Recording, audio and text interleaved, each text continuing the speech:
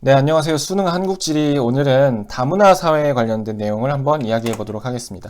우리나라가 이제 외국인들이 많이 들어오면서 다문화 사회가 되었죠. 이미 되었습니다.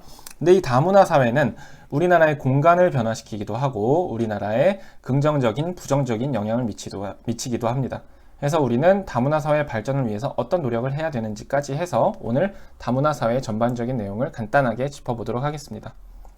다문화 사회가 되면서 외국인들이 많이 들어오잖아요. 근데 이 외국인들이 국적이나 종교가 비슷한 문화적인 배경을 같이 하는 사람들끼리 모여서 공동체를 이루면서 살아갑니다. 우리도 외국에서 코리아타운 같은 거 만들듯이 똑같은 거죠.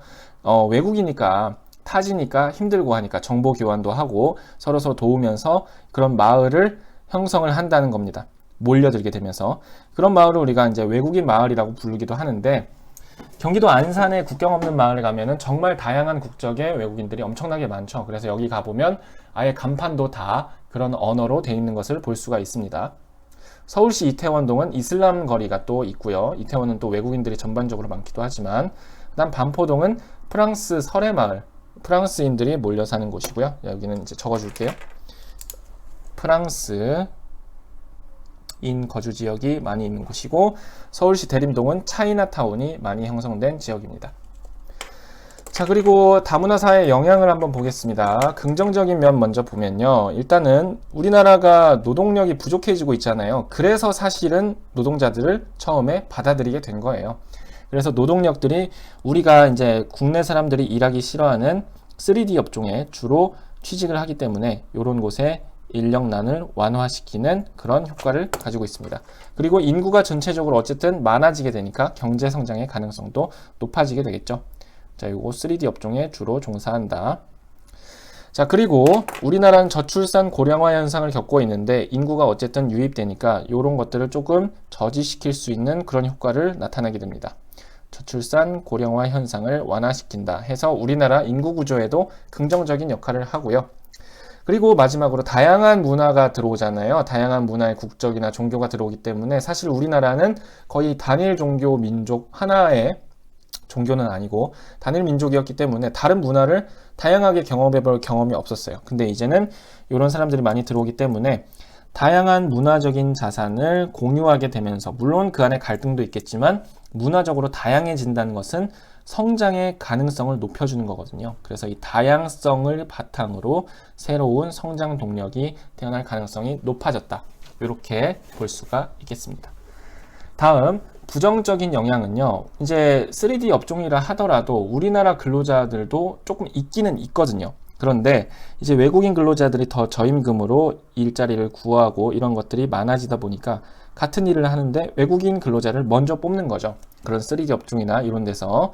그러다 보면 국내 근로자들이 상대적으로 박탈감을 느낄 수가 있겠죠. 물론 우리나라가 노동력이 부족해서 외국인들을 받아들인 거는 전체적인 의미로선 맞습니다. 하지만 일부 업종에서는 이런 현상이 발생하고 있다는 것도 사실이다. 그렇게 본다는 얘기고요.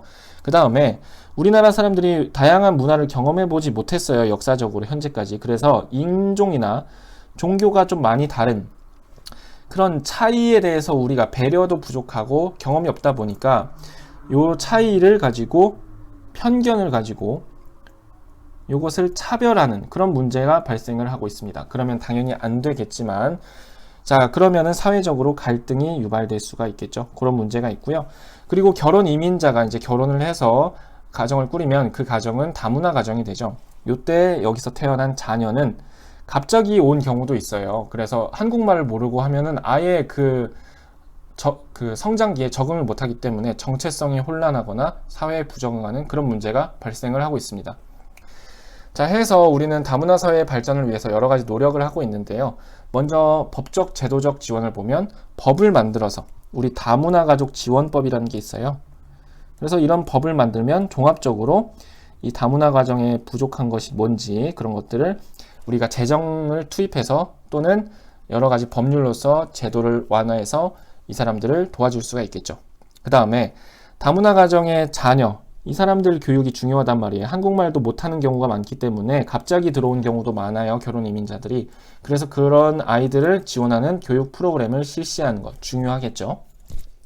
마지막으로 개인적 차원에서는 인종과 종교가 다르다고 편견을 가지고 차별을 할 것이 아니라 그런 사람들에 대해서 문화 상대주의적인 관점을 가지고, 우리 문화 상대주의 중학교 때 배웠는데, 나와 다른 문화를 바라보는 관점 중에서 모든 문화는 나름의 가치가 있다 하고서 걔네를 인정하고 서로 이제 같이 동등한 문화다, 이렇게 대하는 것이 문화 상대주의죠.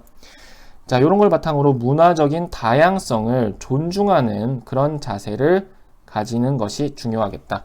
다양성은요, 성장의 밑거름이 됩니다. 우리나라는 다양성이 그동안 거의 없었던 사회였기 때문에 그게 나쁘다는 게 아니라 이제는 다양해지는 사회로 갈 수밖에 없는 다문화 사회로 진입을 했습니다. 그래서 이러한 노력들을 해야겠다. 그런 내용으로 이해해 주시면 되겠습니다.